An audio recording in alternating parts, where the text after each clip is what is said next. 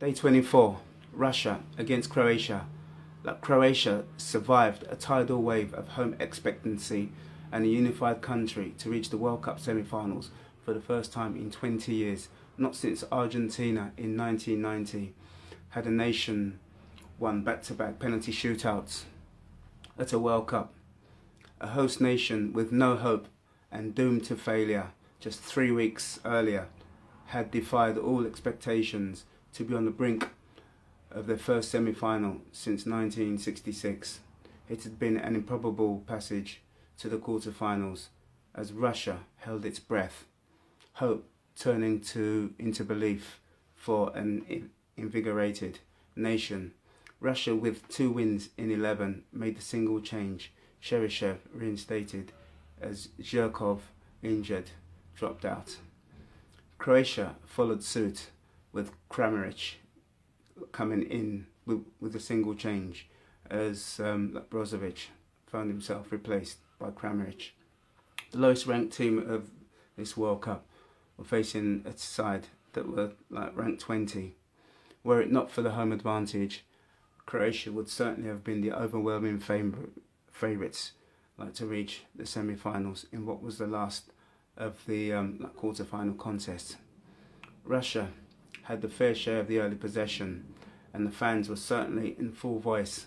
Touches from Croatia were met by howls and whistles. There was certainly a greater intent from the home side today than when they started against Spain. Croatia took time to settle, with nerves very evident. Despite the increase in possession, they could only muster a poor free kick attempt from Rakitic. Mandzukic totally miscued. Rebic leant back with his header, and Perisic was totally wayward. It was certainly a dull opening 30 minutes, but there was lots of anticipation from the home fans. And then Cheryshev, with the most telling contribution of the contest, swept the Russians in the lead. An effort curled with great precision and power. A 1-2 with Juba. He came inside, and the effort was totally unstoppable. It was his second outstanding goal of this tournament. He was certainly the star. The euphoria, unfortunately, didn't last. 8 minutes later, Mandzukic supplying the cross for an unmarked Kramaric to head low past the Russian keeper. It was certainly a fair reflection of the first half, and with the game certainly nicely poised, but there was certainly a major improvement expected from Croatia. Russia started the second half playing with greater caution and with definitely deeper. They had most of their men behind the ball, as Croatia intent on attacking, but certainly lacking the final ball. Perisic thought he had given the lead. This followed confusion within Russia's defence, with a low attempt to come in bouncing off the inside of the post and out. It was his final contribution as Brozovic came in. Now Croatia was certainly dominant. They encamped in the Russian half, and they'd made double the passes that the Russians had made, who had all men behind the ball and were totally unable to get out. It was a rearguard action with the Russians sacrificing Juba and then Cheryshev for Gazinski and Smolov, who was now the striker. It was seen as a positive move, that they suggesting they still had intentions to win the match. And then Zubasic looked totally distressed. This is as extra time loomed. He looked like he'd pulled his right hamstring, and treatment was required, but somehow he pulled through as Croatia continued to press. They just used the last of their substitutes. Extra time now soon commenced. England totally licking their lips. Then Croatia, with 65% of possession, finally made the breakthrough, and it came from a totally unlikely source. It was a second-headed gold in the contest for Croatia. Vida, who would score his 3rd goal in 10 years. Nobody at the near post has his header just bounced across the line. Suddenly there was an attacking response from the home side as Croatia looked to keep the ball and mentally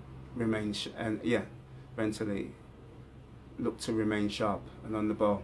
But unfortunately for Croatia, unfortunately for the Russian fans, they weren't to be denied and dug in deep to equalise with 5 minutes remaining left.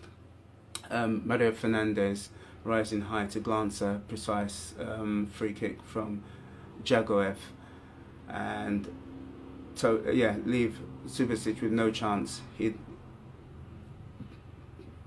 Before that he'd made 3 reasonably important good stops, certainly ones to deny Smolov and Golovin. So now, 2 weary teams proceeded to a nervy penalty shootout. The tension reached fever pitch. The home fans remained vocal and exuberant.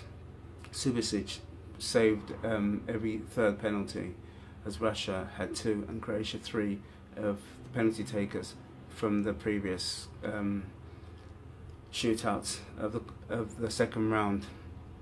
Smolov, as against Spain, stepped up for the 1st penalty, but unfortunately it wasn't to be the same desired result, as his dink was just easily saved by Subasic. Brozovic, on as a sub, came up to put the visitors a goal ahead. Djagoev stepped up to put the nation back on level terms, 1-1, and then Kovacic saw his low efforts saved fantastically by the low diving stretching save from Akinfeev. It's just what the nations needed, but they were brought down to earth almost immediately as Fernandes, going for power, dragged his effort low and woeful past the right hand post. Modric was very fortunate to put the Croatians 2-1 ahead, his effort coming in off the post. Very fortunate indeed. Ignacevic, soon to celebrate his 39th birthday, stepped up to give Russia some hope, 2-2. Vida neatly placed his effort to give the visitors a 3-2 lead. Then Kazaev kept Russia in the contest with a finely placed effort low into the corner, and then it's all it gave. But it wasn't in Russia's hands, as Rakitic, as against Denmark, was given the opportunity to become hero once again with the last penalty. He stepped up to keep his nerve and send Croatia into a semi-final with England. It was a dramatic win, as Russia had finally, the end had come for the hosts, but they would be proud and totally